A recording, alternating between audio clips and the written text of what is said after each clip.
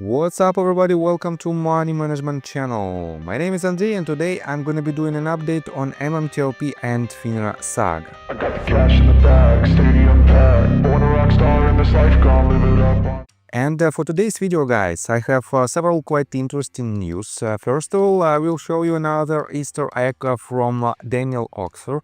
And to be honest, it is quite difficult to even assume what's happening behind the scenes. But definitely, I have to say that Daniel is working hard in order to push this case forward.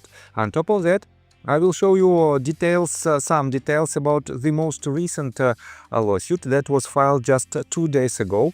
And to be honest, this lawsuit is it is different to any other lawsuits that we have on the table right now that are active right now, and that is why it might be very interesting to see how the things will go with this lawsuit. On top of that, I will show you some updates in the current lawsuits that we have from the 1209 community, and I will give you my thoughts related to this news.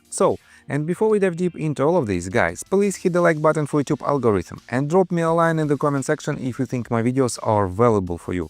On top of that, if you want to know more about technical analysis, if you want to enhance your trading skills, feel free to subscribe to my YouTube channel and to join my Patreon account. And guys, I'm recording this part of the video on June 28th, and within less than a week I will close some of cheap member tiers, and let me show you just a sneak peek on the most recent call that I made just 2 days ago. You know that yesterday on Friday's session on June 27th, Coinbase lost substantial amount of its value. And I made this set of posts the day before on Thursday. You can see it right here.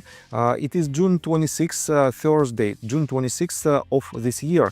And this top I caught to the tick. I made it for my patrons, and the major sell-off happened the very next day on Friday. And guys, you can see that I made a perfect call, and it is not the only call that I made. You can find other similar achievements in the Patreon articles, and that is why, guys, if you want to be a part of this community, feel free to join my Patreon, because within next several days you will not have these lucrative prices. So guys, and let's begin today's video with Daniel Oxer's Twitter account. You know that Daniel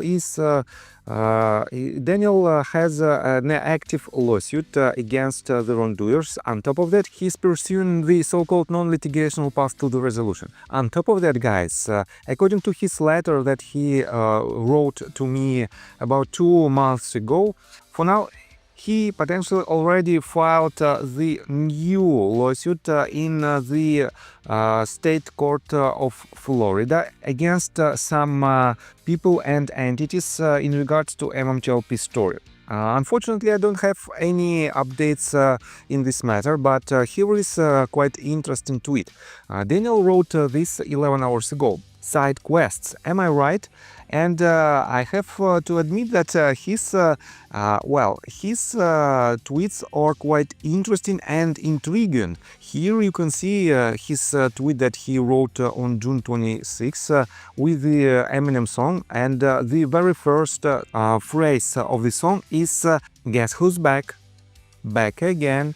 And this means, guys, Daniel is still fighting, and yes, he doesn't want to disclose all the details, and he explained this in his Twitter account and in his open letter. You can find it right here, a little bit earlier than these several tweets. And I have to say that, yes, this tweet leads me to the conclusion that something is still happening behind the scenes, and potentially, well, he has some new details about this lawsuit. Unfortunately, I don't have all the details, but definitely when these details might be disclosed, Daniel will do it. On top of that, let me show you this news that was written by Junkseri. And by the way, guys, I almost forgot. Happy 4th of July. And yes, I think it is a great day for the United States of America and for each and every US citizen. So let me quote to this. MMTLP NBH shareholder files federal pro se lawsuit against Financial Industry Regulatory Authority, claiming violations of securities law and Fifth Amendment rights. And guys, it is quite interesting. You can find this new dockets in the court listener webpage, and here's this case: Kelly versus Financial Industry Regulatory Authority, and this case was filed just 2 days ago, literally 2 days ago, on July the 2nd, almost 3 days ago, but it doesn't matter. And let me show you why this case is different than any other cases. So here is the docket itself, and here is well, let me quote you the jurisdiction. This court has subject matter jurisdiction over this action pursuant to 28 U.S.C. paragraph 1331, because the claims arise under the Constitution and laws of the United States, including alleged violations of the due process clause of the Fifth Amendment and relevant provisions of the Securities and Exchange Act of 1934. Jurisdiction is also proper under the diversity jurisdiction, because none of the plaintiffs live in the same state as any of the defendants, and the amount of damages is more than $75,000.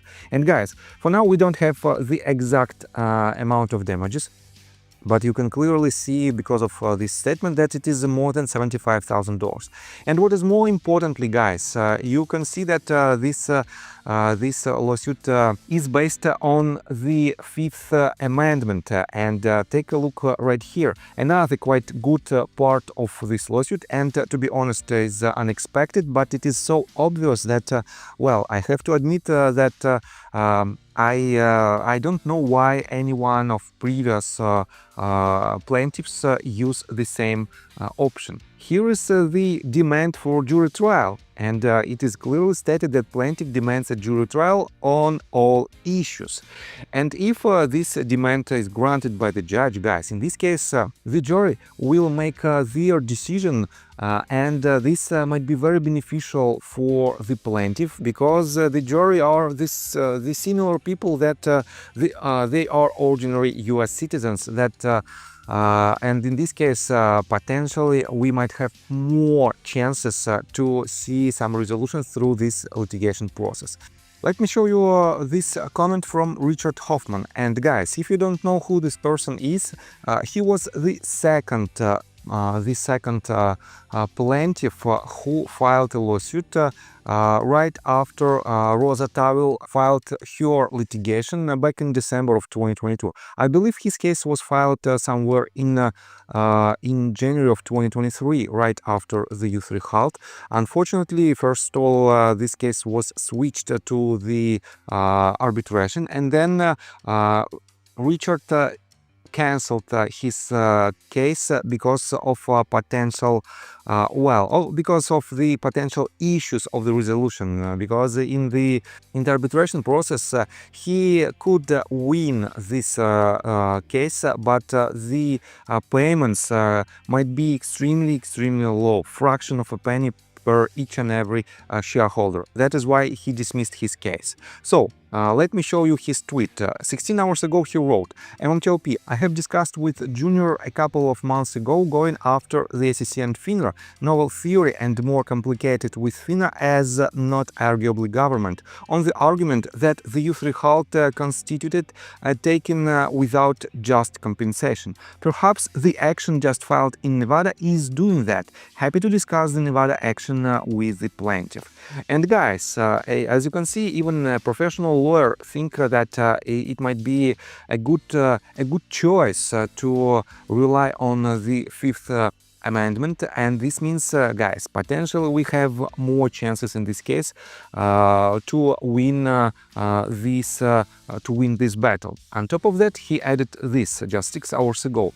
FINRA, riddle me this, Batman. Since FINRA has absolute immunity for purposes of transparency and without risk, why shouldn't all of their books and records be available to the public too, with reasonable restrictions and accommodations? And yes, guys, it is pretty straightforward that it has to FINRA, I mean, has to have more transparency in regards to their actions, and the only thing how they can achieve it is just to make all their records publicly available.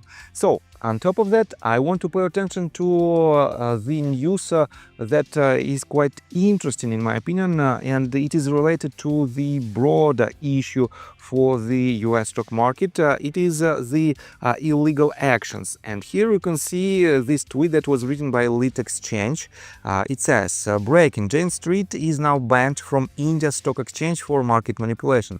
$570 million are being seized for violating securities laws. Jane Street manipulated an index of India's largest banks. But Citadel and Virtu said market manipulation was just a conspiracy.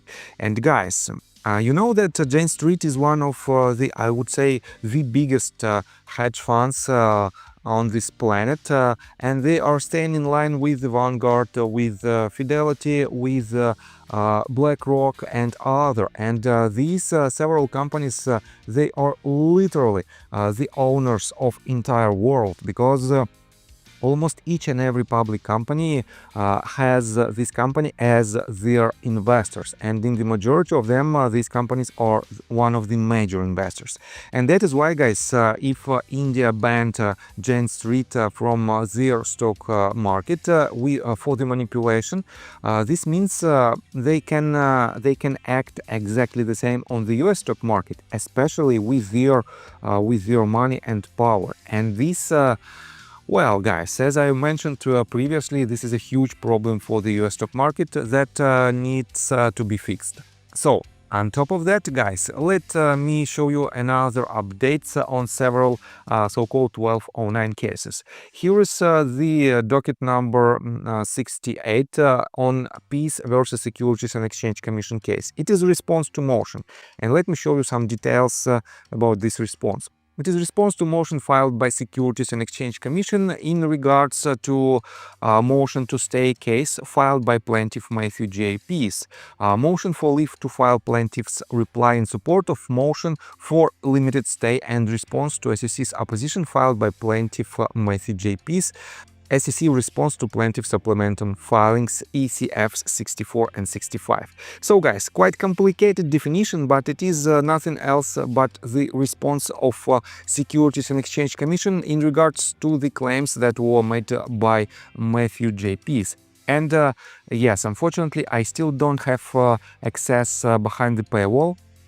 Probably I will find some comments in the open source medias, but for now, guys, I have to say that all these cases are active, and they are basically all the 1209 community members are working hard in order to push their case forward. On top of that, we have another update from from Contic-Wilcott case versus Securities and Exchange Commission. You can see that it is a response in opposition to motion, and here is a more detailed definition. Response in opposition to motion filed by Contic-Wilcott in regards to 83 amended motion to dismiss for failure to state a claim to second amended complaint filed by defendant Thanksbridge Hydrocarbons. So, and in this case, this is the answer of Contic-Wilcott to the claim, to the motion to dismiss. And guys, let me remind you that we have a clear deadline of somewhere in the mid of this month. It means that in about 1 week we might see some kind of resolution, because if the judge makes his decision in favor of Contic-Wilcott, this means, guys, all of MMTLP shareholders will be able to file their own lawsuits. And in this case, the payments from the wrongdoers might be literally around the corner. So, and I think that's all information for today's video. I don't have a lot of news, but still, these news, in my opinion, are quite interesting and important. And if you like my video, please hit the like button and subscribe to my channel with notification bell. And see you guys and girls next time. Bye! I got the cash in the bag, stadium packed, born around rock star in this life, gon' live it up on the attack. Baby, I'm bad, I just wanna get caught up in this life. I'm crazy, I'm mad, doing no cap. Only God wants you.